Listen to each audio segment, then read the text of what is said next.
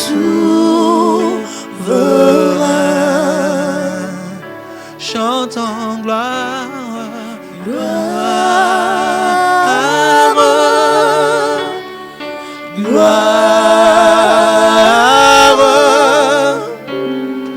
gloire à l'agneau. Gloire, gloire, gloire à l'agneau, car il est glorieux et digne de régner. L'agneau est souverain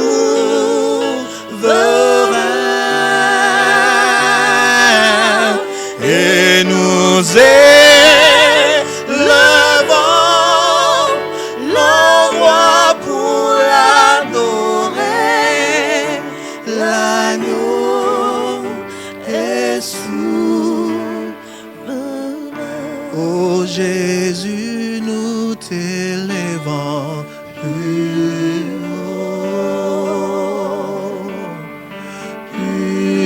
haut, nous t'élevons plus haut.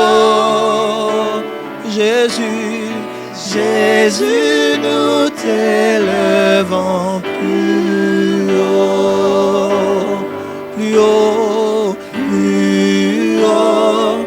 Nous t'élevons plus haut. Jésus, Jésus, nous t'élevons plus haut, plus haut, plus haut. Nous t'élevons encore une fois. Jésus, Jésus, nous t'élevons plus haut, plus haut, nous t'élevons plus haut. Jésus, Jésus, nous t'élevons plus haut, plus haut, nous t'élevons plus haut. Jésus, Jésus, nous t'élevons plus haut, oh, plus haut, nous t'élevons plus haut. J'aimerais t'inviter à élever Jésus avec cette belle mélodie. Élève Jésus plus haut. De la même manière que Moïse a élevé le serpent d'airain dans le désert, où tout le peuple qui était blessé tournait le regard vers le serpent d'airain qui a été élevé. Il faut que le Fils de Dieu soit élevé. Comme ça, quand nous tournons vers lui le regard, nous recevons notre paix, nous recevons la guérison, nous recevons la joie, nous recevons la force, parce que Jésus est élevé. S'il te plaît, j'aimerais t'inviter, toi qui es connecté, malgré ce temps de retard, élève Jésus plus haut dans les circonstances de ta vie, dans les circonstances de ta vie. Alléluia, élève-le plus haut. Il est plus haut que la maladie, il est plus haut que les difficultés, il est plus haut, il est plus haut, il est plus haut, il est plus haut. C'est une bannière qui est élevée plus haut. Il est plus haut que tout. Il est plus haut que les monts et les montagnes que nous avons appris à l'école. Il est plus haut que les pics, que les sommets, que les hommes ont nommés sur la terre. Lui, il est plus haut élevé. Sa demeure est dans le ciel. Il y a dans le ciel un Dieu qui même révèle le secret des hommes. Il nous voit de haut, il nous voit d'en haut et il sait nous envoyer d'en haut, un secours pour la terre. Voilà pourquoi, mon frère, ma soeur, toi qui es connecté, élève. Oh, Jésus, hey, Jésus, nous t'élevons plus haut, plus haut, plus haut. Nous t'élevons plus haut. Jésus, Jésus, Jésus, nous t'élevons plus haut, plus haut, plus haut. Nous t'élevons plus haut. Oh Jésus, Jésus, nous t'élevons plus haut, plus haut, plus haut. Nous t'élevons plus haut. Nous t'élevons plus haut, éternel Dieu, au-dessus, ô tendre Père, des noms qui peuvent être nommés, au-dessus des trônes des hommes, au-dessus, ô Seigneur Jésus-Christ, des organisations, au-dessus des réunions, au-dessus, ô éternel Dieu, de tout ce que l'homme peut connaître. Il y a un Dieu qui est au-dessus. Ses voix ne sont pas nos voix. Ses voix sont élevées sur nos voix. Ses voix sont élevées. Voilà pourquoi c'est toi qui es plus haut. Alléluia. Alléluia. Oh, digne, digne. Les cieux disent que tu es digne, digne, digne. La terre dit que tu es digne, digne, digne. Oh, les cieux disent que tu es digne, digne, digne. La terre dit que tu es digne. Oh, digne, digne, les cieux disent que tu es digne, digne, digne. La terre dit que tu es digne, digne, digne. Les cieux disent que tu es digne, digne, digne. La terre dit que tu es digne. Oh, nous t'élevons, car nous reconnaissons ta grandeur, ta majesté. Et nous voulons dire que tu es digne, digne, digne. Les cieux disent que tu es digne, digne, digne. La terre dit que tu es digne. Oh, reçois la louange et l'adoration. Reçois la gloire, nous confessons, tu es digne, digne, digne. Les cieux disent que tu es digne, digne, digne. La terre dit que tu es digne, digne, digne. Les cieux disent que tu es digne, digne, digne. Oh, tu es digne, digne, digne. Les cieux disent que tu es digne. Yahweh Kumama, digne. La oh Yahweh Kumama, Yahweh Kumama, Yahweh Kumama. Rosaline Zambe, Kumama, Yahweh Kumama, Yahweh Kumama. Rosaline Zambe, Kumama, Yahweh Kumama, Yahweh Kumama. Rosaline Zambe. Bien-aimés dans le Seigneur, nous t'invitons à louer avec nous. Oh Kumama na yo, libela, libela, Kumama. Rosaline Zambe.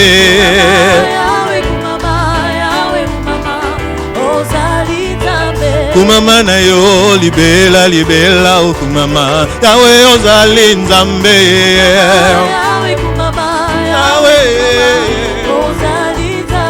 Kumama, Yahweh, Kumama, Yahweh, Kumama, Rosaline Zambe. Alléluia. Kumama, Yahweh, Kumama, Yahweh, Kumama, Rosaline Zambe.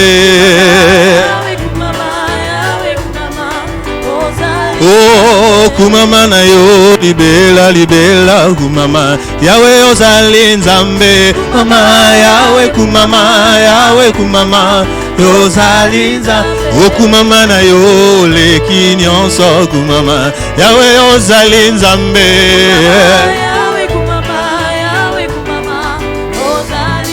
Oh, Yesu azanzambe, Yesu azanzambe, Yesu azanzambe,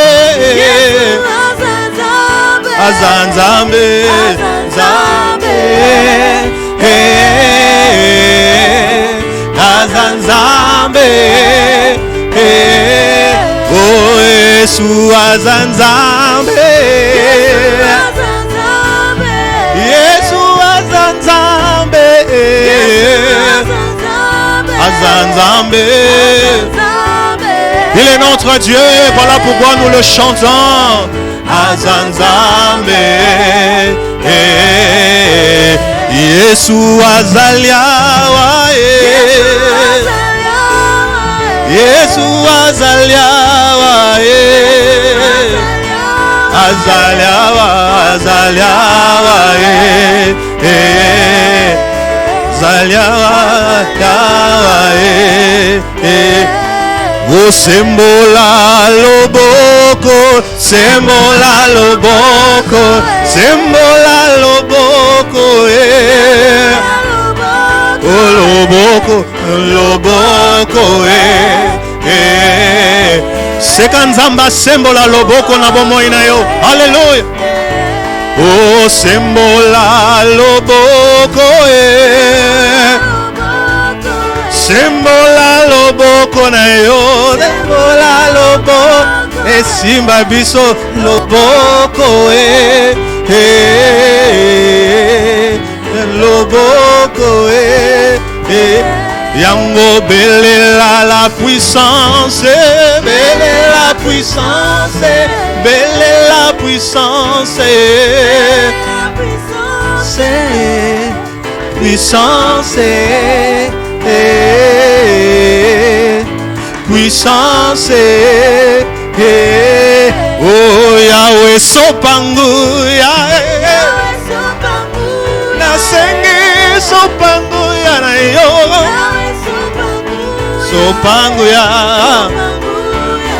Yahweh, sopangu ya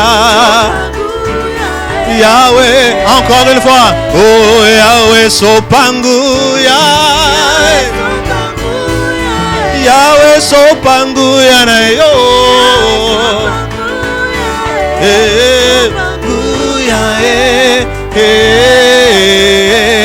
amen, alléluia, oh, Yahweh kumama, Yahweh kumama, ozali nzambe, Yahweh kumama, Yahweh kumama, ozali, Yahweh kumama na yo, libela, libela kumama, ozali nzambe, Yahweh kumama, Yahweh kumama, ozali, oh, kumama na yo, libela, libela kumama, ozali nzambe, kumama, Yahweh kumama, oh, kumama, Yahweh kumama, Yahweh kumama, ozali nzambe, Yahweh, oh, amen, alléluia, amen, amen, amen, alléluia, amen, amen, amen, amen, alléluia, amen, amen, amen, alléluia, amen, amen, oh, Yesu nde mokonzi, amen, amen, amen, alléluia, amen, amen, amen, Yesu azanzambe, amen, amen, amen, alléluia, amen, amen, Yesu aleki nyonso, amen, amen, amen, alléluia, amen, amen, Yesu azanzambe, amen, amen, oh, amen, alléluia, amen, amen, amen, oh, alléluia, Amen, amen. Alléluia, amen, amen, amen. Prends ces instants pour louer le Dieu, pour l'élever encore, pour louer Dieu. Le psalmiste dit, je le louerai encore, je le louerai encore. Nous avons vu sa gloire, mais nous voulons le louer encore. Lui dire, tu es notre joie, tu es notre force. Avant que nous puissions passer dans ces instants d'intercession, mais loue le Seigneur encore. Bénis le Seigneur encore. Encore une fois. C'est une soif pour nous de pouvoir nous exprimer. Bénis le Seigneur encore. J'aimerais bien t'inviter à le bénir encore, à le louer encore. Encore une fois, pour ce qu'il a fait de ta vie. Regarde en arrière, dis-lui merci. Regarde en arrière, bénis le Seigneur, bénis le Seigneur. Oh, reconnais que dans ta vie, il n'y a que lui. Ce que tu es, c'est lui qui t'a fait. Ce que tu as, c'est lui qui te l'a donné. Ce que nous sommes, c'est toi. Seigneur, l'homme ne peut recevoir que ce qui lui a été donné du ciel. Nous avons reçu grâce pour grâce. Notre santé est une santé de grâce. Notre situation financière est une situation financière de grâce. Notre vie est une vie de grâce. Oh, nous reconnaissons l'Éternel qui gère toutes choses, le moindre détail de nos vies. Nous te louons parce que nous avons vu ta gloire hier. Nous te louons parce que nous voyons ta gloire aujourd'hui. Nous te louons encore parce que nous savons que l'Éternel n'est pas limité dans le présent ni dans le passé. Il est capable d'aller au-delà de ce temps éternel pour le lendemain, pour le surlendemain. Nous te louons encore pour le surlendemain. Nous avons confiance en notre Dieu. Nous avons confiance en toi. Éternel Dieu, merci. Merci pour ce que tu es pour nous. Merci pour ce que tu es pour nous et ce que tu fais pour nous. Dans le nom puissant de Jésus. Alléluia. Éternel Dieu, nos cœurs sont à toi. Oh, tu parles à nos cœurs. Tu parles à nos cœurs. Toujours tu parles à nos cœurs. Des choses éternelles que personne n'entend. Mais que toi, tu prédestines à tes saints. Tendre Père, merci pour l'émergence de cette année. Merci pour la parole qui sera proclamée ce soir. Oh, je prie pour le cœur de mon frère. Je prie pour le cœur de ma sœur. Éternel Dieu, que son cœur soit un cœur préparé à écouter ces choses. Alléluia.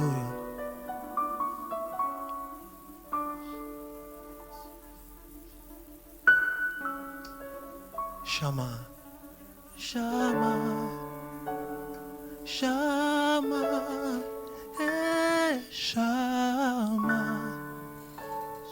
Elohim, El Adonai, Shama, Shama, Shama, Elohim, Elohim, El Adonai, Shama, Shama, oh, Shama, Elohim, Elohim, El Adonai, Shama, Shama,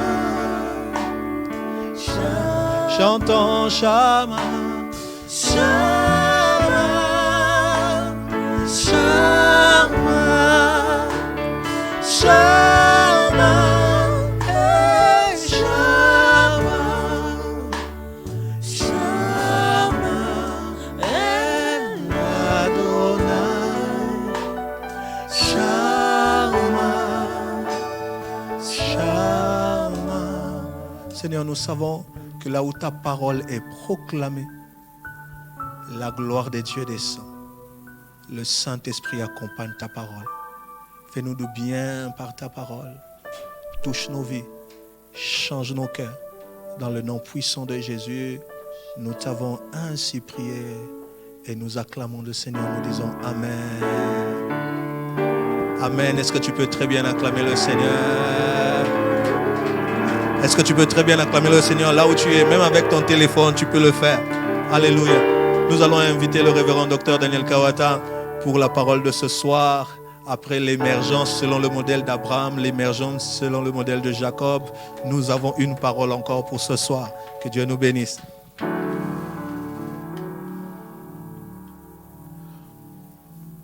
Nous rendons gloire à notre Dieu pour cette occasion favorable qu'il nous accorde d'écouter la parole de Dieu, de continuer à recevoir ses instructions pour émerger et émerger de manière à ce que notre vie puisse refléter cette émergence. Aujourd'hui, notre texte de base sera dans Juge.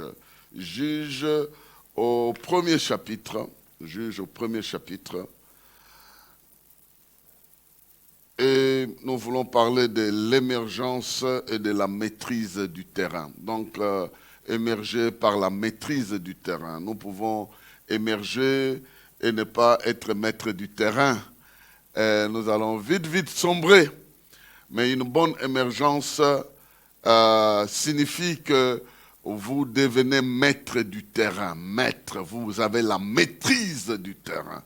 Émerger par la maîtrise du terrain, c'est notre sous-thème d'aujourd'hui. Et le sous-thème est pris dans le verset 20. Dans Juge chapitre 1, avant que je lise tout, je lis d'abord le verset qui nous situe dans la réflexion de ce soir. Juge chapitre 1er, le verset 1, c'est là que nous tirons notre titre. On dit,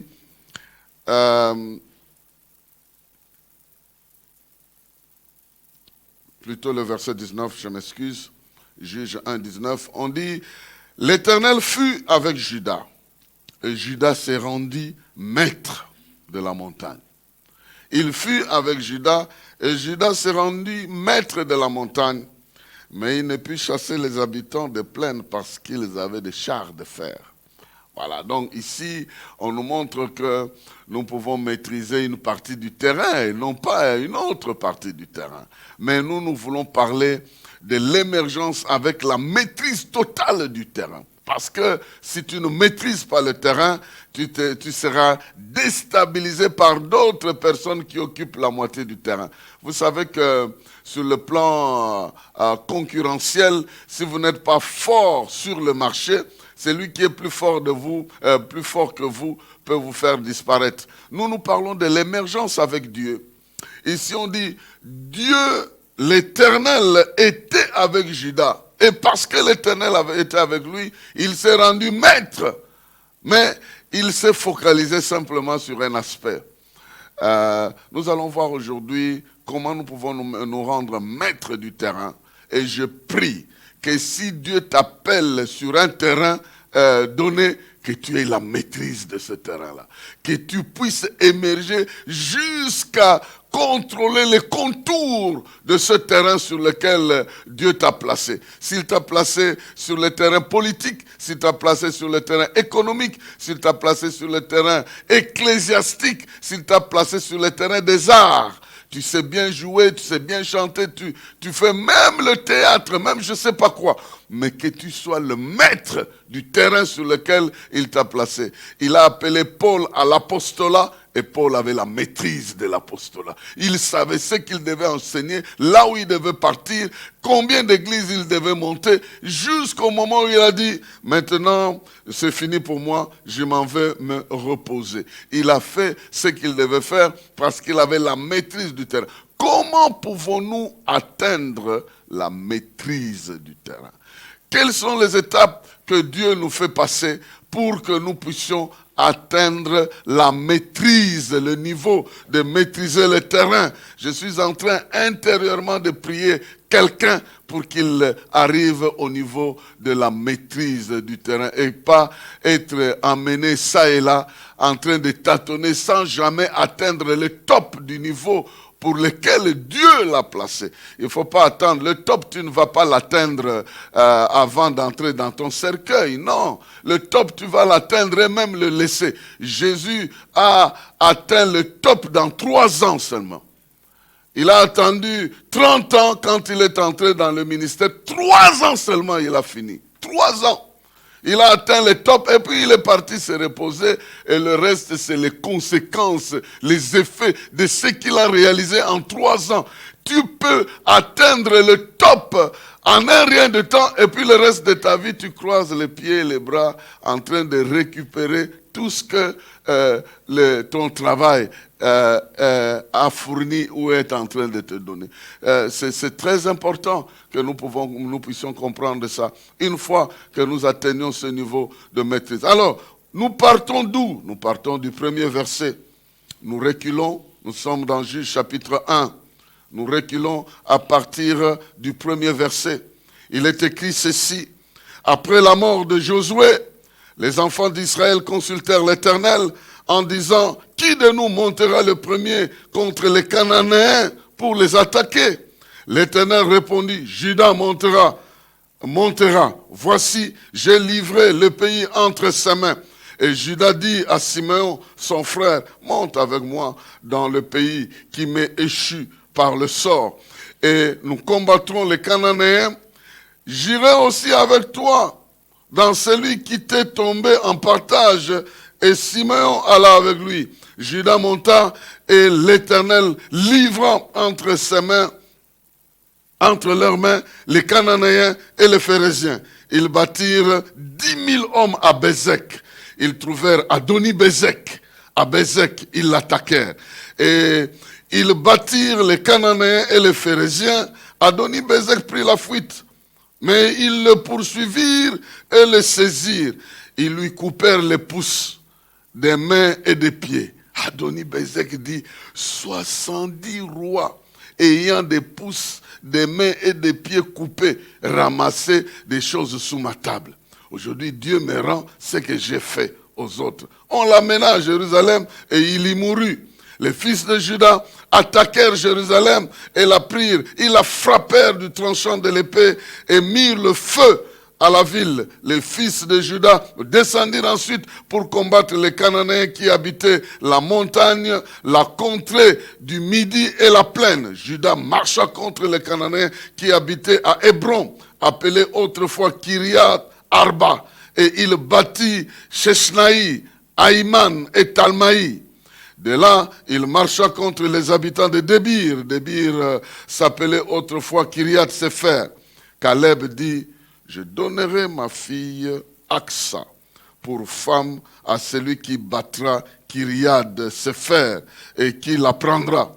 Othniel, fils de Kenaz, frère cadet de Caleb, s'en empara et Caleb lui donna pour femme sa fille Aksa. Lorsqu'elle fut entrée chez Othniel, elle le sollicita de donner à son père un champ. Elle descendit de dessus son âne et Caleb lui dit, qu'as-tu? Elle lui répondit, fais-moi un présent, car tu m'as donné une terre du Midi, donne-moi aussi les sources d'eau. Et Caleb lui donna les sources supérieures et les sources inférieures. Les fils de Kénien, beaux-pères de Moïse, montèrent de la ville des palmiers avec les fils de Juda dans le désert de Juda, au midi d'Arad, et ils allèrent s'établir parmi le peuple. Juda s'est mis en marche avec Simeon son frère, et ils bâtirent les Cananéens qui habitaient à Tsefa. Ils dévouèrent la ville par interdit et on l'appela Orma. Juda s'empara encore de Gaza et de son territoire, d'Ascalon et de son territoire, d'Écron et de son territoire. L'Éternel fut avec Juda, et Juda s'est rendu maître de la montagne, mais il ne put chasser les habitants de la plaine parce qu'ils avaient des chars de guerre. Quelqu'un peut dire amen très bien. Et vous avez très bien suivi la lecture et vous êtes prêts à recevoir quelques instructions ou quelques éléments de révélation qui t'amènent sur le chemin de la maîtrise. Quel est ce chemin de la maîtrise? Le chemin de la maîtrise du terrain. Le chemin de la maîtrise du terrain commence par la découverte de la volonté de Dieu. Par la découverte de la volonté de Dieu. Josué est mort. Imaginez-vous le grand général qui vous a fait entrer dans la terre promise. Les Cananéens sont en train de trembler. Israël est entré dans la terre promise. Ils ont fait disparaître les murailles de Jéricho sans combattre. Les grands murailles de Jéricho qui étaient craints par des multitudes de Cananéens a disparu. La Bible dit que ça s'est enfoncé dans le sol. Premier obstacle, rien que par des coups, par des chants, rien que par les sons de la trompette, le son de la trompette, les murs, les murailles de Jéricho disparaissent. Et voici ces gens sont entrés pêle-mêle dans la terre promise. Maintenant, chacun devait avoir sa part. Josué est décédé. Josué va mourir. Tout le monde n'a pas eu sa part. Josué meurt. Qu'est-ce qu'il faut faire? Oui, quand l'homme sur qui tu comptais meurt, c'est que tu es l'homme sur qui on doit compter. C'est que Dieu devient un face-à-face avec toi. Il n'y a plus d'intermédiaire. Quand ton intermédiaire disparaît, c'est que Dieu lui-même apparaît comme la source d'information primaire. Alors, le peuple d'Israël n'a pas perdu le temps d'aller regretter. Oui, si Josué était ici, il allait nous aider. Non, Josué n'est plus là. Moïse d'abord est parti, il vous a laissé entre les mains de Josué. Josué est parti, il vous a laissé entre les mains de personne. Personne ne l'a remplacé. Il y a des gens qui sont difficiles à être remplacés. Quand quelqu'un qui est difficile à être remplacé part, c'est que Dieu lui-même va le remplacer. Absolument. Dieu lui-même ne peut pas laisser son peuple comme ça. Voilà pourquoi la Bible dit, il est allé consulter l'Éternel. Qui de nous va monter le premier? Et c'est ici que j'aimerais te donner un petit secret qui est en quelque sorte prophétique. Pourquoi Juda d'abord? Pourquoi Juda d'abord? Parce que Juda veut dire louange. Juda veut dire louange. Tu commences ta vie par la louange. Tu commences la vie par la louange. Et la louange doit s'accompagner de Siméon qui est la prière. Dieu a entendu. Il faut que Dieu entende ta louange. Il faut commencer par là où Dieu veut que tu commences. Alors, la volonté de Dieu, en toute matière, c'est de le louer et de l'adorer et de te faire entendre par lui. Voilà par où il faut commencer. Si tu veux la maîtrise, loue Dieu et fais-toi entendre. Qui montera le premier? Yada. Donc, Juda. Juda, le terme louange veut dire non seulement exalter l'Éternel, mais attraper son ennemi par la nuque. C'est ce que ça veut dire. Donc, tu attrapes l'ennemi par la nuque. Or, la nuque ici, c'est l'endroit où il y a tous les nerfs qui séparent l'étape de la conscience et de l'inconscience. Donc, attraper par la nuque, combattre par la nuque. Je ne veux pas entrer dans tous ces détails-là, ça risque de vous embrouiller. Mais la première étape, c'est la volonté de Dieu. Et cette volonté, c'est le louer et l'adorer et le prier. Commence par là. Ce n'est pas difficile. Dis à Dieu toute la reconnaissance de t'avoir fait partie de l'Égypte jusque dans la terre promise. Il ne t'a pas fait déplacer là pour rien.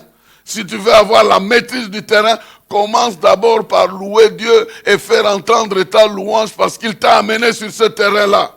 Il ne peut pas t'amener là pour rien. Tu n'auras pas la maîtrise du terrain si tu ne reconnais pas d'abord que lui est le maître de ce terrain-là. Lorsque Abraham a quitté son pays et il est arrivé sur la terre promise, la première chose qu'Abraham a fait, il a bâti un autel, il a adoré Dieu. Comme pour dire, je suis arrivé sur le terrain, je te donne gloire sur ce terrain-là. S'engager à louer Dieu, à les remercier,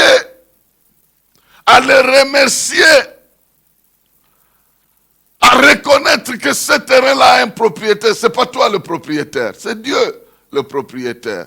À lui rendre gloire parce qu'il est propriétaire. Oui, bien-aimé, sur le terrain du mariage, tu arrives sur le terrain du mariage, rends gloire à Dieu qui est le maître de ce terrain-là. Et alors tu seras maître sur le terrain, en commençant d'abord par rendre gloire à Dieu de t'avoir fait parvenir sur ce terrain-là, et ne pas dire c'est mon argent, j'ai payé la dot, j'ai payé ce... Oh mon Dieu, la dot et tout ce que tu as payé ne veut rien dire. Dis merci à Dieu qui t'a mis sur ce terrain. Oui, c'est ma beauté qui m'a fait arriver ici, c'est ma beauté, non, ce n'est rien. Admire Dieu. Glorifie Dieu, j'espère que tu es en train de m'entendre. Oui, Dieu m'a donné des moyens, je suis maintenant millionnaire, et à ce niveau ici, c'est mon intelligence. Non, c'est pas ton intelligence, c'est la grâce de Dieu qui t'a fait arriver là-bas. Et si tu veux devenir maître de ce terrain, commence par reconnaître qu'il y a le vrai maître du terrain, c'est Dieu lui-même. Donne-lui la gloire, avance avec Judas, mais pas seulement Judas, Simeon. Avance avec Judas, qui veut dire je louerai l'Éternel, et avance avec Gédéon, qui veut dire Dieu a entendu ma prière, il t'entendra. Il t'entendra. Parce qu'il y a des fois tu le loueras pour de bonnes comme de mauvaises occasions, tu le loueras. Mais tu auras besoin de fois qu'il t'entende, qu'il exauce tes prières. Et Judas n'est pas parti seul, il n'a pas cherché quelqu'un d'autre, pas le fils de Joseph, pas Zaboulon, ou je ne sais même pas, Dan ou Nephtali, non. Il a choisi celui qui veut dire, on doit m'entendre. Quand j'arrive à un endroit, j'ai des difficultés, je dois m'adresser à celui à qui appartient le terrain pour qu'il m'entende. Donc, arme-toi de la louange et de la prière en général. Ça, c'est la première étape, bien-aimé dans le Seigneur. Et ta prière doit commencer par reconnaître qu'il y a un Dieu qui m'a établi. Première étape. Quelle est la deuxième étape? La deuxième étape, c'est prendre possession de ce qui est à toi et qui était occupé par d'autres personnes. Qui était occupé par d'autres personnes. Déposséder les gens du territoire que tu dois occuper. Ça veut dire quoi en termes pratiques? Tu es dans le domaine. Dieu t'a appelé comme prédicateur. Il t'a appelé comme évangéliste. Il doit appeler. Tu vas déposséder qui? Tu vas t'en prendre à qui occupait ton territoire? Tu vas faire quoi? Parce que tu es dans le monde des affaires, tu commences à travailler dans le monde des affaires, tu vas chasser qui a occupé ta place? Ce terme veut dire prendre possession de ce que Dieu t'a donné, détruire tous les occupants et prendre possession de ça. Parce que ça t'appartient. Et c'est quoi ces choses-là? Ces choses-là, pour nous aujourd'hui, ce sont des capacités que nous n'avions pas. C'est des capacités qui étaient gérées par des forces du mal. Quelqu'un qui n'a aucune expérience, qui entre dans le mariage, il risque d'être victime de manque de connaissances. On dit mon peuple périt par manque de connaissances. Il faut détruire l'ignorance pour acquérir la connaissance. Il faut détruire la peur pour avoir l'assurance. Donc, les zones de ta vie sont souvent occupées par plusieurs choses. Lorsque tu entres sur le terrain de mariage, tu vois les divorces, tu vois des querelles, tu vois des disputes, tu vois... Tout ça, ce sont les Cananéens, les occupants du terrain. Quand tu entres sur le terrain des affaires, tu vois des vols, tu vois des pertes de l'argent, tu vois toutes ces choses-là qui font échouer les affaires, l'argent qui est entré là-bas, qui ne rentre plus, et tout ça. Ce sont les habitants de ce terrain-là que tu dois enlever. Tu dois te déclarer et dire, chez moi, ceci n'arrivera pas. Même si ça m'arrivait, ça ne va jamais me détruire, je vais aller de l'avant. Tu dois conquérir toutes les zones où tu as peur, toutes les zones où tu ignores les choses, Par la connaissance, tu dois conquérir les zones. Par le courage, tu dois conquérir la peur. Tu dois progresser et t'occuper des anciens occupants. Adoni-Tzedek. Adoni veut dire le roi. Le roi de Tzedek. Le roi de Bézek. Et Bézek veut dire un terrain ouvert. Un terrain ouvert à tout le monde. Donc, il y a des gens qui ont régné là où tu es en train d'aller et qui ont mal régné. Et tu dois les déposséder et les remplacer. Qu'est-ce que je veux dire? Dans la pratique, ça veut dire quoi? Tu vas rencontrer plusieurs mariés qui ont échoué et qui donnent un faux message à tous ceux qui veulent venir avant. Des Adoni-Tzedek. Et des Mbiso, tu bêta 10 ans, 20 ans. Et là, on m'a rien. Mais alors, ce genre de choses, il faut les détrôner, il faut les enlever et prendre la place comme pour dire, moi j'en ai fait 15 aussi, mais je peux vous dire que ça vaut la peine d'être là. Bien aimé, il y a quelqu'un qui a fait les affaires et il n'a réussi qu'en allant dans les cimetières. Et il dit aux gens petits, ce que Salibo était. Et toi tu arrives là, tu longues sans avoir fait ce qu'il faisait. Alors tu auras un autre message. Nous avons besoin de défier tout ce que l'ennemi a mis à l'avant-plan. Aujourd'hui, même quand on regarde notre pays, on dit, ah, ici, là, ah non, est-ce qu'il y a des pasteurs sérieux? Est-ce qu'il y a des hommes de Dieu sérieux? Est-ce qu'il y a des chrétiens sérieux? On leur a donné le gouvernement, on leur a donné le parlement, on leur a donné ceci. Voici ce qu'ils ont fait. Est-ce qu'il y a du sérieux? Ce sont ces milieux-là que tu dois conquérir. Tu arrives là, tu boutes Adoni-Tzedek dehors de dire, si vous avez vu des chrétiens corrompus, moi aussi je suis chrétien, mais je vous donne une autre face de... Je ne sais pas si je parle à quelqu'un. Tu dois remplacer ceux qui ont donné une mauvaise image du terrain. Ils ont occupé le Canaan en adorant des faux dieux, comme si ces faux dieux-là avaient créé la terre, les cieux et tout ce qui s'y trouve. Mais toi, tu dois les bouter dehors et invoquer tu brûles tout ce qui leur appartient pour installer ce qui doit refléter la gloire de Dieu. C'est en d'autres termes ce que ça veut dire. Tu entres dans le mariage, tu fais la différence des autres. C'est comme ça que Dieu a fait faire des choses différemment dans la vie d'Isaac. Quand Abraham était là, Abraham a fui en Égypte et il a présenté sa femme comme étant sa sœur. La même chose est arrivée à l'époque d'Isaac. Isaac aussi veut fuir en Égypte. Dieu lui dit, non, toi tu ne vas pas en Égypte. Toi tu restes ici. Ici où tu restes, je vais te bénir. Et il est resté, malgré la famine, il est resté sur place, il a sémé, il a moissonné au centuple. Les gens sont venus lui créer des problèmes. Il a continué à se battre jusqu'à ce qu'il est devenu maître du terrain. La Bible donne des étapes, n'est-ce pas? Il a progressé, on est venu se disputer avec lui sur les puits. Ils se sont disputés et puis il s'est déplacé de là. On est venu encore lui disputer des choses à Sidla jusqu'à ce qu'il est arrivé à Rehoboth où il n'y avait plus de disputes. Il est devenu maître. Le Seigneur l'a mis au large. Je pense que tu es en train de comprendre que le départ, c'est de donner gloire à Dieu, de reconnaître que c'est lui qui est le maître du terrain pour qu'il t'entende. Isaac avait fait ça, il est resté là où il y avait, tout était sec, tout était abîmé, mais parce que Dieu a dit reste là, il est resté là. Et nous avons donc besoin de commencer là où Dieu veut que nous puissions commencer, en écoutant sa voix, en le glorifiant et en lui attribuant la maîtrise. Mais deuxièmement, nous devons nous battre pour remplacer ce qui était là avec une autre image. Et dit, moi aussi, je serai là où il a été, mais je ferai des choses différemment.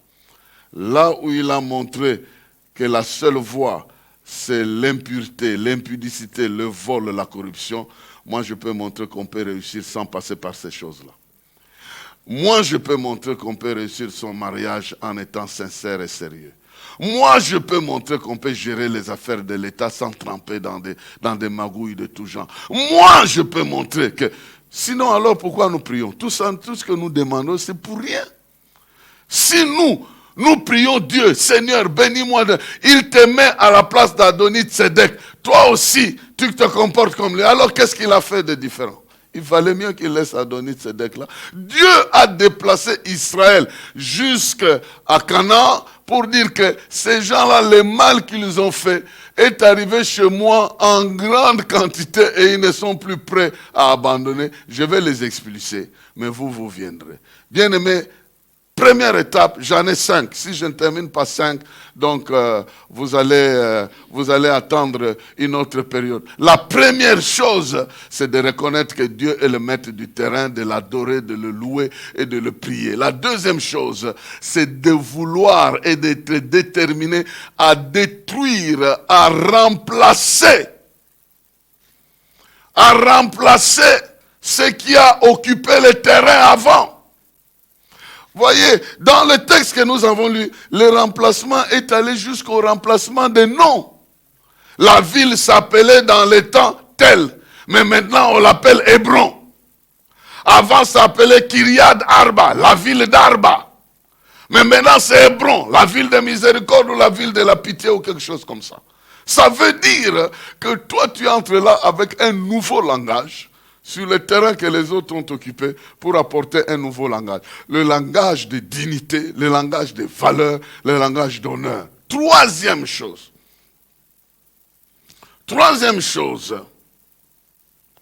la Bible nous dit qu'ils poursuivirent les ennemis, qu'ils en arrêtèrent quelques-uns et qu'ils les détruirent systématiquement. Tel que le roi Adoni-Bézek. Il a fui. Il n'était pas le seul qui a fui. Ils étaient plusieurs qui ont fui. Mais lui, on l'a poursuivi. La meilleure façon de vaincre ton adversaire, c'est de le vaincre là où il a fui. Ce n'est pas de le laisser fuir. Le laisser fuir, il va revenir. Mais là où il a fui, l'attraper là où il a fui, le détruire là où il a fui, c'est là où tu l'auras vaincu. Sinon, tu le laisses fuir, il va fuir, mais il va revenir. Le moustique que tu laisses tranquille ici, il va revenir avec le sang d'autrui. Il va t'injecter ça. Tu lui as donné un coup dans le mur, tu l'as raté. Et puis tu l'as laissé partir. Il faut le poursuivre jusqu'à ce que tu l'élimines. Sinon, il va revenir avec le sang du voisin ou de la voisine, selon le cas. Ainsi de suite. Donc, la meilleure façon de se faire de l'adversaire, je suis à la troisième étape, c'est de faire de sorte que ton ennemi soit vaincu pour toujours. Il soit vaincu. Bon, parlons un peu de cas concrets. Vous croyez que quand nous chassons les esprits, nous brûlons les esprits, ils se détruisent, ils disparaissent? Non. Un esprit ne peut pas disparaître, ne peut pas se détruire. Quand tu lui envoies le feu, effectivement son pouvoir, sa puissance va brûler, mais il va se reconstruire, il va revenir. Mais si tu l'as vaincu totalement, il va se décider de ne plus te combattre. Il ne viendra plus. C'est là la vraie victoire. Tu l'as détruit, son pouvoir a été détruit, il t'a essayé 1, 2 fois. La Bible dit résistez au diable. Mais j'aime le verbe. La Bible ne dit pas que le diable va se déplacer loin de toi. Non.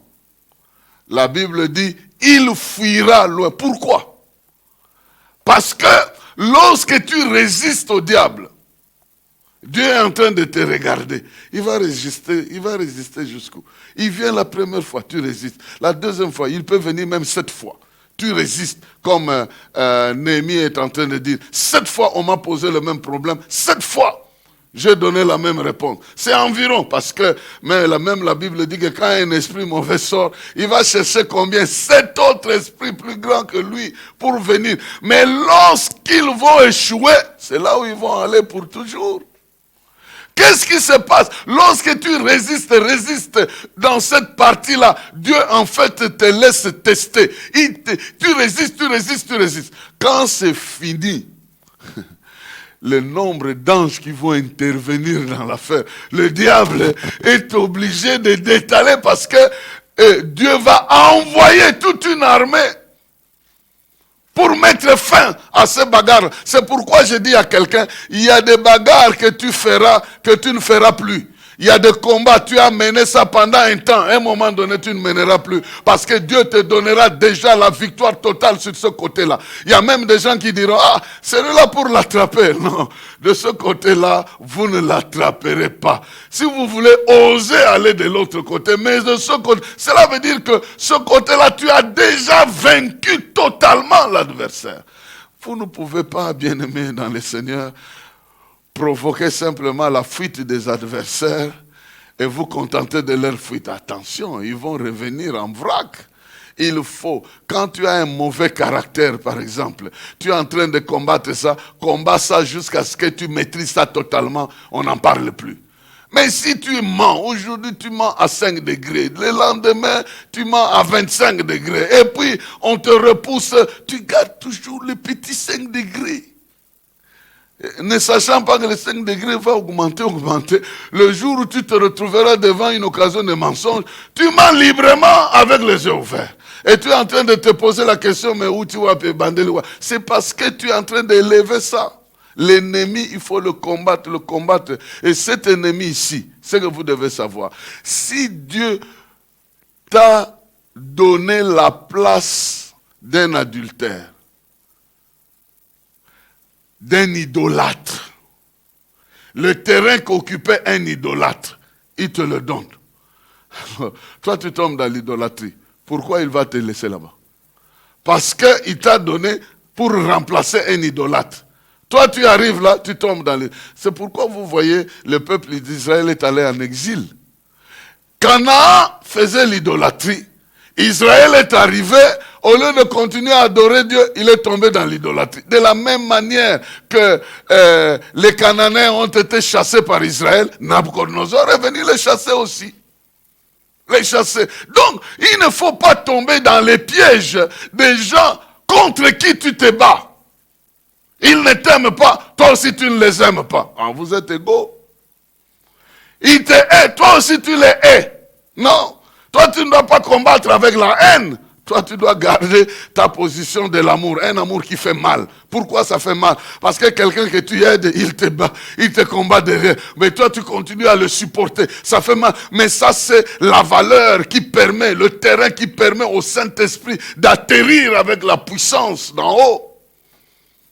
Sinon, il ne va pas atterrir. Si tu es dans ton cœur plein de blessures, de pleurs, de rancœurs, de tout ça, c'est un terrain où le Saint-Esprit ne peut pas faire atterrir sa puissance. Sinon, ça va te détruire toi-même. Ça te détruit. Parce que cette force-là va pour détruire la haine. Si elle la trouve en toi, elle te détruit aussi. C'est pourquoi certaines choses Dieu n'aime pas faire, parce qu'il te trouve dans les mêmes problèmes de ce qu'il veut détruire. S'il dit... haine soit détruite partout où tu es. Et ça se trouve aussi en toi. Qu'est-ce qui va arriver? On a incendié le camp de l'adversaire. Toi aussi, tu vis cet incendie-là. Ça ne vaut pas la peine. Je suis en train de parler de ce point-là. Que tu as besoin de prendre toute la victoire. Toute la victoire sur les terrains sur lesquels Dieu est en train de t'envoyer. La Bible dit que Israël, plus tard, nous n'allons pas le lire aujourd'hui, plus tard Israël s'est rendu compte que les ennemis qu'il a laissés sur le terrain sont devenus justement des pièges pour lui. Ils ont chassé les Cananéens, mais ils les ont abandonnés quelques-uns. Et ce sont ces quelques-uns-là qui vont introduire de mauvais systèmes pour les avilir. Donc, la troisième chose, c'est de combattre l'adversaire jusqu'à le vaincre.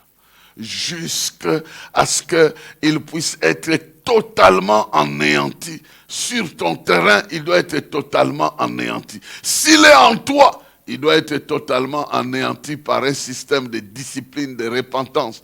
S'il est en dehors de toi, sur le terrain, dans ton bureau, dans tes affaires, tu prieras jusqu'à ce qu'il va jurer de ne plus jamais revenir te combattre. Tu devras résister à ça avec toute la fermeté possible. Il ne faut pas imiter les gens du monde. Lorsque le combat se fait, ils se retirent. Mais quand l'un d'entre eux est tombé, ils viennent, nous résistons avec la dernière énergie, nous protestons avec la dernière énergie. Entre-temps, lorsqu'il fallait produire cette énergie-là pour que leurs frères ne parlent pas, ils étaient chacun chez soi. Nous, habitants de tels, protestons avec la dernière. Mais quand l'ennemi attaquait ce monsieur là où vous habitez, vous étiez chacun chez vous. Mais habitants de telle avenue, protestons, déclarons avec la... Mais quand vous déclarez avec la dernière, qu'est-ce qui vous reste encore? Si c'est ça la dernière énergie que vous avez et qu'on ne vous donne pas ce que vous cherchez, vous avez encore quelle énergie pour arriver? Je ne sais même pas qui a inspiré les gens à faire de tels discours. Mais ça montre que c'est votre dernière énergie, donc vous ne valez plus rien après ça. Mais je suis en train de dire que nous avons besoin de nous assurer que l'ennemi est hors d'état de nuire. Nous devons nous assurer.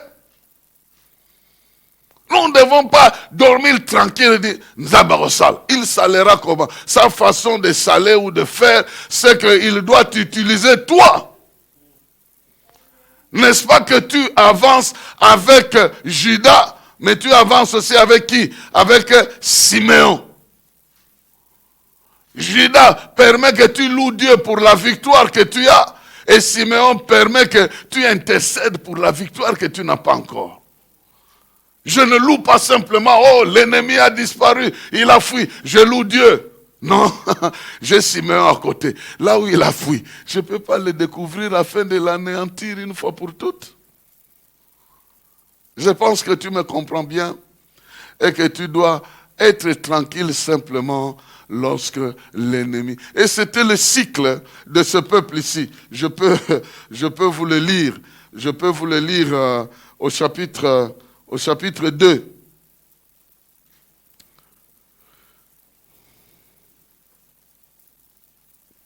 Nous sommes dans Juge.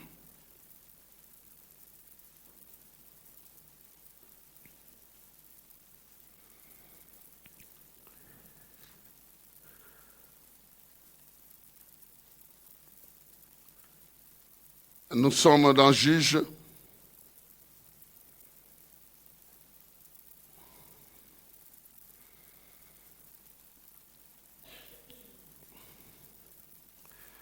Je suis en train, voilà.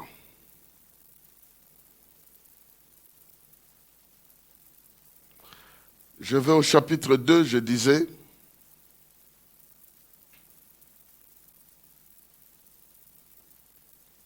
Je lis à partir du verset 10. Toute cette génération fut recueillie auprès de ses pères, et il s'éleva après elle une autre génération qui ne connaissait point l'Éternel, ni ce qu'il avait fait en faveur d'Israël. Les enfants d'Israël firent alors ce qui déplaît à l'Éternel, et ils servirent les Baals. Ils abandonnèrent l'Éternel, le Dieu de leur père, qui les avait fait sortir du pays d'Égypte, et ils allèrent après d'autres dieux d'entre les dieux des peuples qui les entouraient. Ils se prosternèrent devant eux et ils irritèrent l'Éternel. Ils abandonnèrent l'Éternel et ils servirent Baal et Astarté. La colère de l'Éternel s'enflamma contre Israël. Il les livra entre les mains des pillards qui les pillèrent. Il les vendit entre les mains de leurs ennemis d'alentour et ils ne purent plus résister à leurs ennemis. Partout où ils allaient, la main de l'Éternel était contre eux pour leur faire du mal, comme l'Éternel l'avait dit, comme l'Éternel leur avait juré. Ils furent ainsi dans une grande détresse. L'Éternel suscita des juges afin qu'ils les délivrassent de la main de ceux qui les pillaient. Mais ils n'écoutèrent pas, même leurs juges, car ils se prostituèrent à d'autres dieux, se prosternèrent devant eux. Ils se détournèrent promptement de la voie qu'avaient suivi leur père, et ils n'obéirent point comme eux au commandement de l'Éternel. Lorsque l'Éternel leur suscitait des juges, l'Éternel était le juge, était avec le juge. Et il les délivrait de la main de leurs ennemis pendant toute la vie du juge. Car l'Éternel avait pitié de leurs gémissements contre ceux qui les opprimaient et les tourmentaient. Mais à la mort du juge, ils se corrompaient de nouveau, plus que leur père, en allant après d'autres dieux pour les servir et se prosterner devant eux. Et ils persévéraient dans la même conduite et le même endurcissement. Alors la colère de l'Éternel s'enflamma contre Israël, et il dit, puisque cette nation a transgressé mon alliance que j'avais prescrite à ses pères, et puisqu'ils n'ont point obéi à ma voix, je ne chasserai plus devant eux aucune des nations que Josué laissa quand il mourut. Donc, la suite, c'est que je mettrai ces nations comme des épreuves. Lorsqu'ils veulent me désobéir, je pousse les adversaires à les envahir. Donc vous voyez ici, bien-aimé dans le Seigneur, si dans ta vie, ton adversaire commence à avoir de l'avance sur toi, cela veut dire que toi, tu as le recul vis-à-vis de Dieu. C'est pourquoi l'ennemi a de l'avance. Je voulais insister sur ce troisième aspect, que nous devons détruire l'adversaire et nous mettre dans l'évidence que lui aussi, nous le maîtrisons. Premièrement, louange et adoration, nous maîtrisons notre relation avec Dieu. Nous sommes comme ces instruments entre ses mains. Deuxièmement, nous devons chasser l'adversaire et prendre sa place, maîtriser ces endroits qui étaient jadis occupés par l'adversaire et leur changer de nom pour donner le nouveau visage. Maîtriser ces endroits. Troisièmement, maîtriser l'adversaire lui-même que nous avons chassé, le poursuivre pour qu'il n'ait jamais l'autorité sur nous. Quatrièmement, nous avons besoin d'aider les autres. D'aider les autres, en quelque sorte, les voisins dans le cadre de l'alliance, à maîtriser aussi son terrain. Judas avait demandé à Siméon, aide-moi à chasser mes adversaires. Quand je vais les chasser, moi aussi je ferai quoi? Je vais t'aider. Je vais t'aider. Au verset 17, quand nous avons lu le chapitre 1, le verset 17 dit, Judas s'est mis en marche avec Siméon, son frère, et ils battirent les Cananéens qui habitaient Tsephat. Ils dévouèrent par interdit la ville qu'on appela, et on l'appela Orma. Ça veut dire que lorsque Judas s'est rendu compte qu'il a fini sa part, il a pris possession, il a maîtrisé les adversaires, maintenant il doit honorer ses engagements avec celui qui l'a aidé. Il doit honorer ses engagements. Il y en a de ceux-là qui oublient l'aspect d'honorer les engagements. Dieu t'a aidé jusqu'à atteindre le niveau. Et quand tu t'engageais à ce combat-là, tu dois lui avoir fait des promesses. Seigneur, si tu me fais réussir ici, voici ce que je vais faire. Je vais remplacer le nom. Je vais te glorifier à cet endroit-là. Tu dois honorer tes engagements. Sinon, tu ne vas pas tenir le coup parce que la partie qui sera lésée dans cet engagement-là risque de te créer des problèmes. Ici, Judas est allé accompagner Siméon. Il a aidé Siméon parce que si Siméon ne chasse pas ses ennemis, les ennemis de Siméon sont aussi les ennemis de Judas. Si Siméon est en difficulté, Judas aussi sera en difficulté. Voilà pourquoi Judas doit accompagner Siméon. La louange doit toujours accompagner la prière. Doit toujours accompagner la prière. Accompagner Siméon jusqu'à ce que Siméon aussi gagne son terrain. Ça, c'est très important, bien-aimé dans le Seigneur.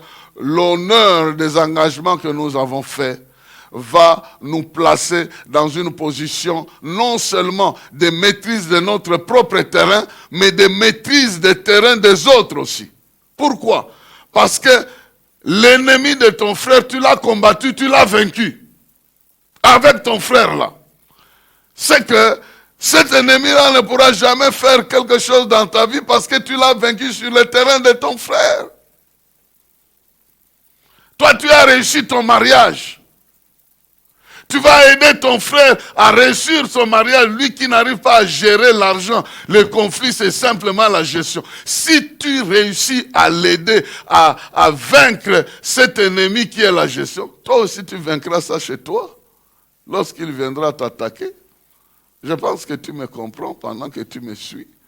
Si l'ennemi que tu es en train de vaincre chez ton voisin s'appelle la corruption, et que tu arrives à aider ton voisin à vaincre cette même corruption, quand elle viendra te menacer, tu diras, je connais, j'ai déjà vaincu ça sur tel terrain, et je connais comment il se bat.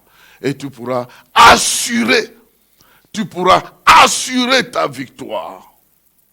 Parce que l'adversaire de ton allié, tu l'as déjà vaincu sur le terrain de ton allié, et tu le vaincras aussi sur ton terrain. C'est important de comprendre que si tu donnes de bons conseils aux gens qui font des affaires, qui se perdent ici, tu pries avec eux, ils réussissent. La réussite là que tu as causée chez autrui sera aussi une partie de ta réussite parce que toi aussi tu appliqueras les mêmes principes et tu réussiras toujours. Ce qui est important, c'est de ne pas simplement maîtriser tes adversaires, mais maîtriser aussi les adversaires de tes voisins.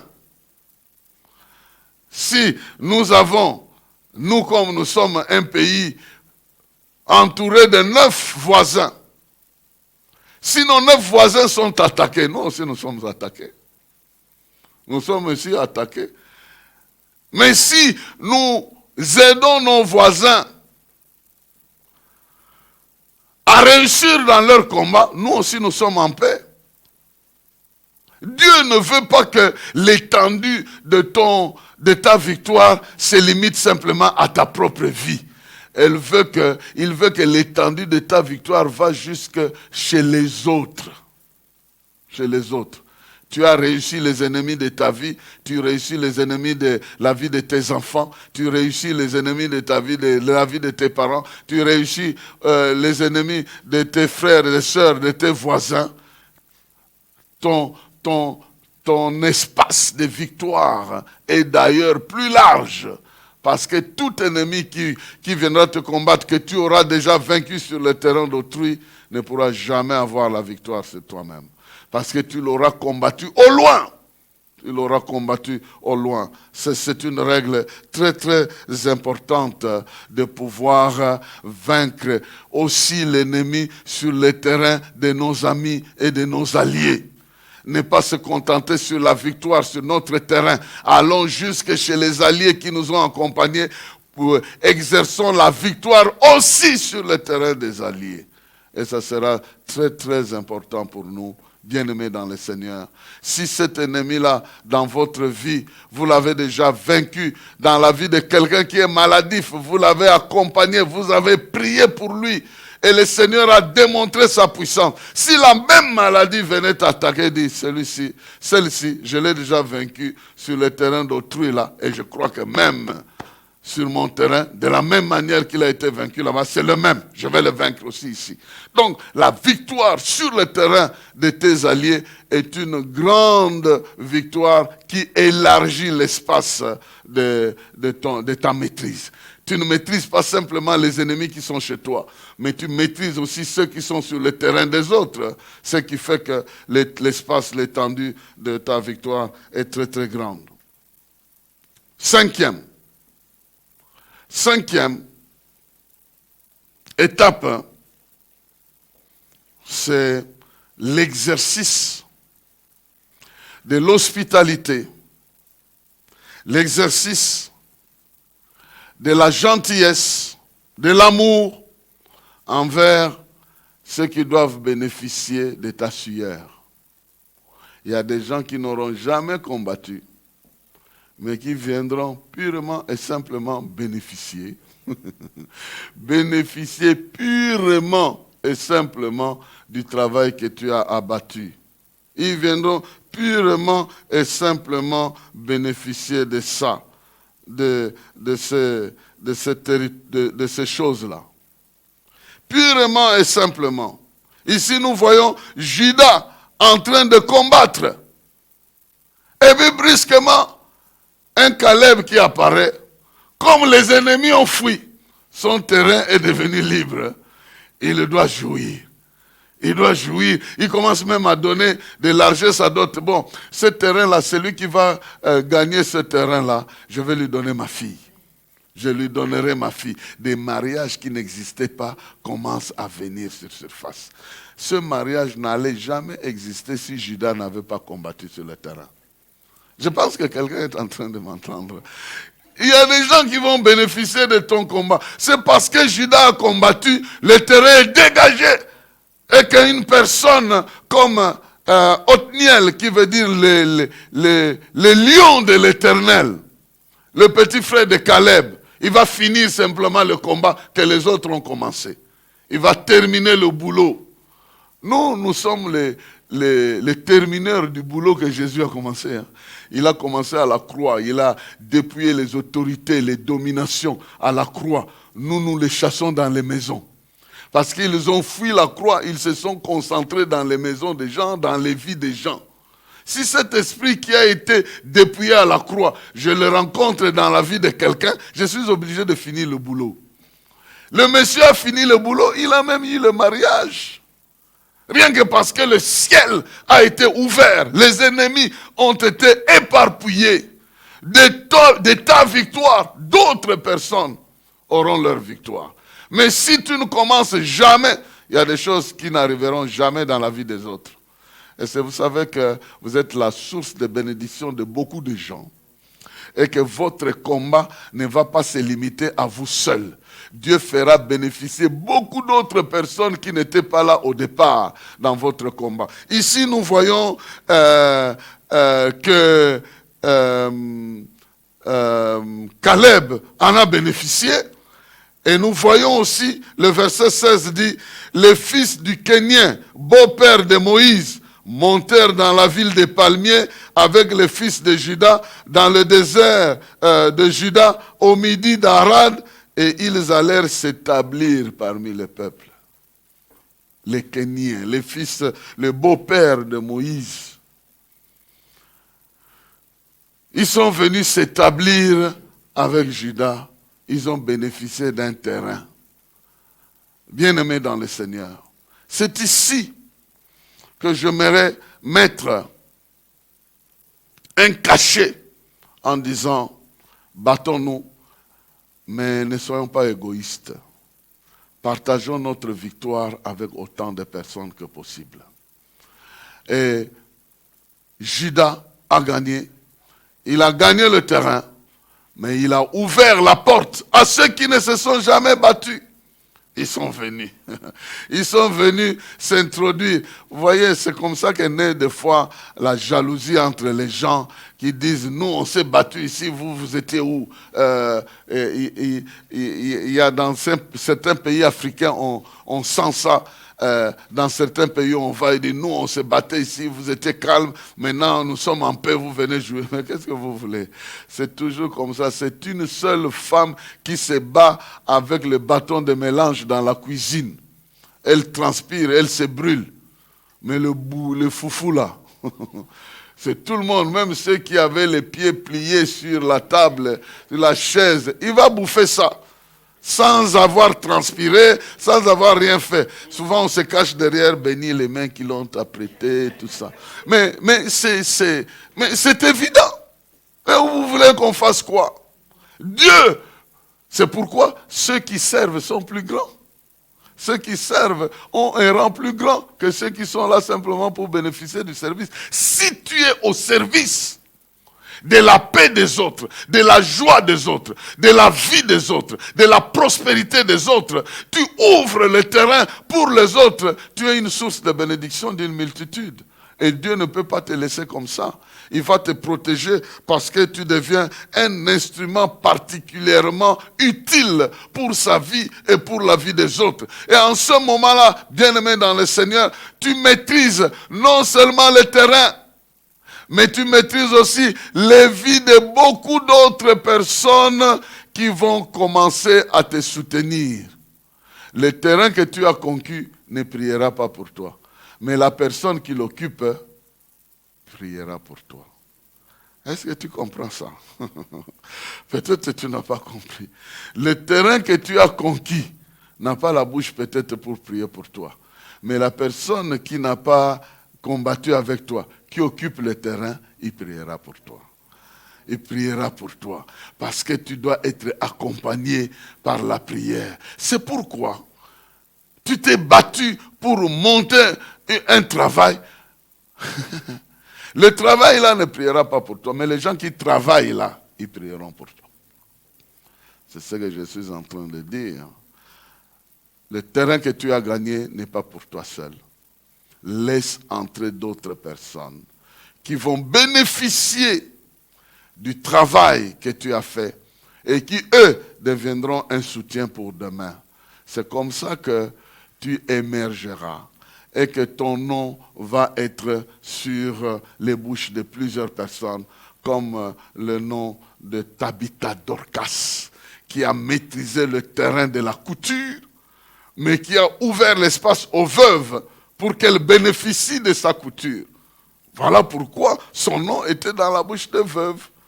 Donc, elle a vendu pour la couture, mais elle a ouvert l'espace de la maîtrise pour d'autres personnes qui n'avaient pas de capacité, qui n'avaient même pas de moyens. Ils sont venus s'infiltrer ou bénéficier de cette grâce-là. Et voilà, ce n'est pas la couture qui a intercédé pour Dorcas, mais c'est les femmes qui ont bénéficié de la couture de Dorcas qui ont intercédé pour que Pierre prie pour elle et qu'elle revienne à la vie. Ah, je pense que tu es en train de me comprendre, hein, que Dieu te bénisse en étant la porte pour plusieurs. Et ceux qui entreront constitueront ta force future, constitueront la future de ta force pour intervenir en ta faveur. J'ai un dernier avertissement. J'ai un dernier avertissement, et c'est celui qui est au verset 19 que nous avons lu. Nous avons lu le verset 19 qui dit « L'Éternel fut avec Judas, et Judas s'est rendu maître de la montagne, mais il ne put chasser les habitants de la plaine parce qu'ils avaient des chars de fer. » Vous voyez ici, Judas, il a chassé tout le monde. Mais quand il s'est rendu compte que les autres, là, ils avaient des chars de fer, il a hésité. Ceci est positif, mais aussi négatif. Positif dans quel sens? Tu ne sais pas attaquer quand tu es prêt. Tu dois aussi t'apprêter pour attaquer, mais simplement. Il ne faut pas laisser l'adversaire en place parce que tu as peur de lui. C'est très dangereux. Le Dieu qui t'a aidé à vaincre les Adoni Bezek t'aidera aussi à vaincre les habitants de la vallée qui ont des chars de fer. L'Éternel n'a pas les chars de fer, il a les chars de feu. Lui, il a les chars de feu. Et on n'a pas besoin de craindre ceux qui ont les chars de fer. Parce que nous pouvons appeler le feu sur les chars de fer et les chars de fer ne feront rien. Voilà pourquoi, bien-aimé dans le Seigneur, dans la conquête de ce que Dieu te donne, ne tolère pas l'adversaire parce que tu le crains. Et il ne craint aucun adversaire. Si tu as la peur, arrête-toi un instant. Vains cette peur-là. Combat cette peur-là. Et va détruire l'adversaire. Comme je visitais une famille qui disait « Ah non, pasteur, chambre wana bakota kate, soko koti, non, mukolonda ko, soko koti na chambre wana, tu ne peux pas sortir vivant. » Oh, comment ça? Na okota. J'étais encore étudiant à l'ISD, on entre. Où est le patron? Oh non, il n'est pas là, il est en voyage. Entrons. Nous sommes entrés, on a vu des statues de tout ça. Alors, je me rappelle, je ne vais pas citer les noms des gens avec qui on était. On était encore tout jeunes là dans l'exercice. On dit, on fait quoi? Si on casse ça, il va savoir qu'on a cassé. Allez, vouons ça par interdit. Jouons avec. Nous avons commencé à vilipender ça. On a fait tomber ça par terre. On donnait des coups de pied ici. On a vraiment maltraité ces histoires-là. Nous sommes sortis. Nous sommes partis. Maintenant, la dame qui nous avait invités, elle a dit, son mari, quand il est arrivé, il s'est mis devant la porte. Et parce que nous avons remis les choses en place. Il s'est mis à regarder.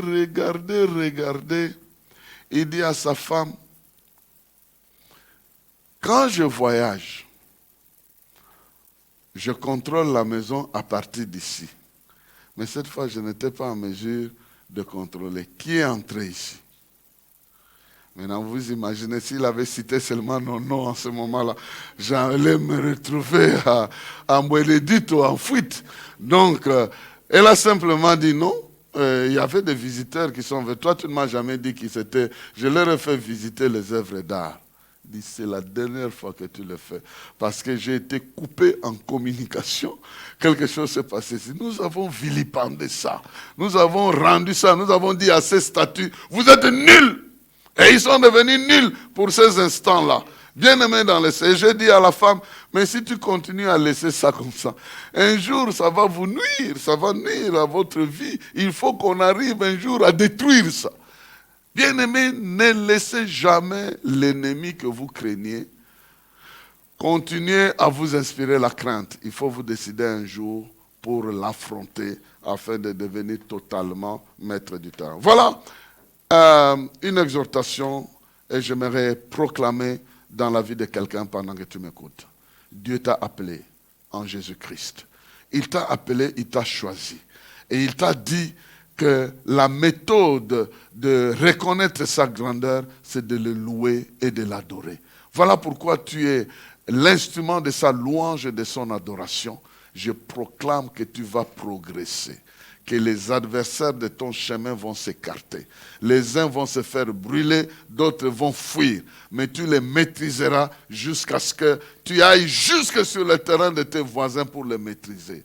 Et qu'aucun ne puisse te résister. Si aujourd'hui, tu as encore des adversaires que tu crains, il y a les chars de feu et il y a le feu de l'Éternel que tu peux appeler sur eux et tu verras que Dieu est plus grand que ce qui est dans le monde. Que Dieu te bénisse et qu'il te rende maître dans toutes les circonstances de ta vie. Tu es ainsi béni au nom de Jésus-Christ. Amen. Amen. Amen, amen. Amen. Nous voulons nous reprolonger dans la prière après cette prédication combien si puissante pour bénir le Seigneur, le louer encore, le louer davantage pour ce qu'il fait dans nos vies, parce qu'il est écrit, c'est Judas qui montera en premier. Nous voulons faire de nos vies une vie de louange, prendre cet engagement-là, bénir le Seigneur partout où nous sommes, peu importe les circonstances de notre vie. Ne pas se dire que tout ce que nous avons, tout ce que nous sommes, nous le sommes à cause de notre force, mais reconnaître l'Éternel dans ce qu'il fait pour nous. Je ne sais pas si toi aussi tu parles des fois comme Job, en insensé. Job a parlé en insensé et puis à un certain moment il a dit dans Job 42, je reconnais que tu peux tout et que rien ne peut s'opposer à ta volonté. Il y a des fois des choses qui te manquent, il y a des fois des choses que tu souhaiterais avoir que tu n'as pas, des territoires que tu souhaites conquérir que tu n'as pas. Mais au lieu de te plaindre ce soir, j'aimerais t'inviter à pouvoir bénir le Seigneur. Dieu lui merci pour les choses que tu n'as pas. Seigneur, les choses que nous n'avons pas n'enlèvent en rien de ta grandeur, n'enlèvent en rien de ta puissance. les choses que je n'ai pas. Nous voulons te louer encore. Tu nous exhortes ce soir à faire monter Judas en premier. C'est la stratégie de ce combat, la stratégie de l'émergence. Tendre Père, pardonne-nous parce que des fois nous avons parlé en insensé des choses que nous ne maîtrisons pas, pendant que nous ne connaissons même pas celui qui a placé les étoiles dans le ciel. Comment il l'a fait? Nous nous sommes contentés de regarder dans nos vies les territoires qui ne sont pas encore conquis.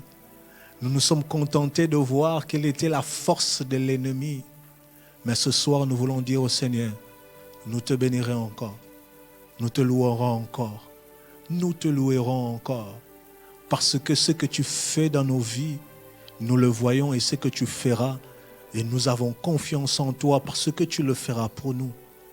Éternel Dieu, nous te louons. Nous te louons pour les choses que tu fais, pour les choses que tu feras. J'aimerais t'inviter, toi qui nous suis, à citer les choses que tu n'as pas. Bénis Dieu pour ça. Bénis Dieu pour l'Isaac que tu n'as pas encore eu. Un sujet de joie que tu n'as pas encore eu.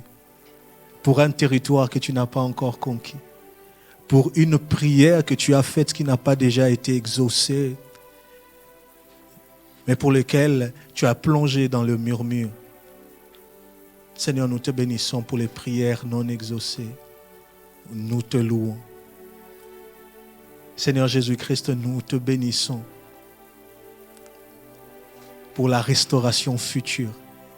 Job pouvait être dans la maladie, mais c'est le jour où il a béni le Seigneur, il a reconnu sa toute-puissance, que ce jour-là, l'Éternel a changé les choses.